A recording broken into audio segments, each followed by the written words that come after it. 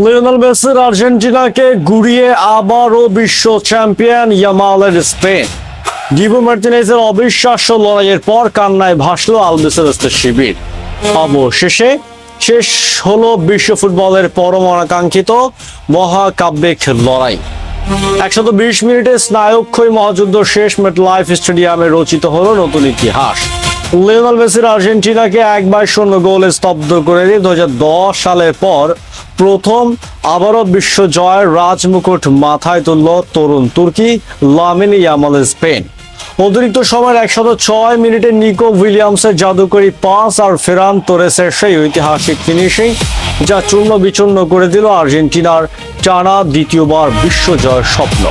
Match জুড়ে 90 minute ধরে স্প্যানিশদের একের পর এক বুলেটের মতো শট ঠেকিয়ে বাজ পাখি এমিলিয়ানো ডিবো মার্টিনেজের যে অতিমানবীয় দেয়াল তুলে দাঁড়িয়েছিলেন তা শেষ পর্যন্ত ভেঙে পড়ল অতিরিক্ত সময়ের দ্বিতীয়ার্ধে।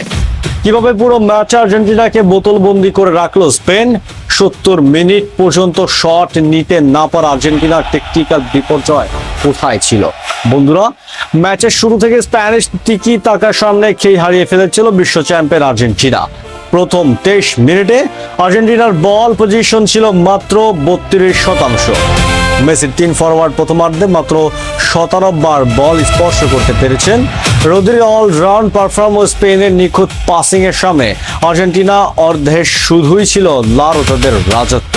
তবে পোস্টের নিচে মহাপ্রাচীর হয়ে দাঁড়িয়েছিলেন আর্জেন্টাইন বাজ পাখি এমি মার্টিনেজ।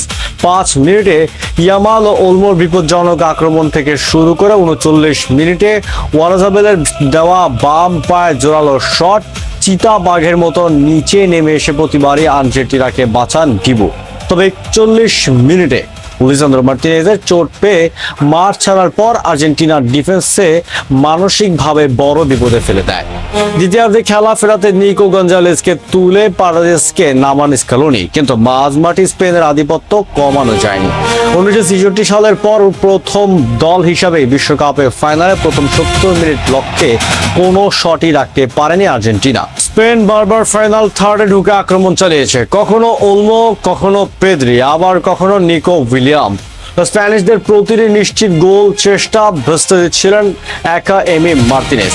ইনজুরি টাইমে উইলিয়ামস ও ইয়ামালের দূরপাল্লার ফ্রি কিক অবিশ্বাস্য দক্ষতায় রুখে দিয়ে ম্যাচকে অতিরিক্ত সময় নিয়ে যান এই বিশ্বসেরা গোলরক্ষক। অতিরিক্ত সময়ের শুরুতেই চরম নাটকীয়তা। 96 মিনিটের নিকো উইলিয়ামস গোল করে উল্লাসে মাতলেও ভিআর রিভার্টে ওতামেন্দির ওপর মেরিনার ফাউল প্রমাণিত হওয়ায় গোলটি বাতিল হয়। সাময়িকভাবে আর্জেন্টিনা বেঁচে গেল, স্পেনের আক্রমণের তীব্রতা কমেনি। অবশেষে আসে সেই 106 মিনিটের ঐতিহাসিক মাহেন্দ্রক্ষণ।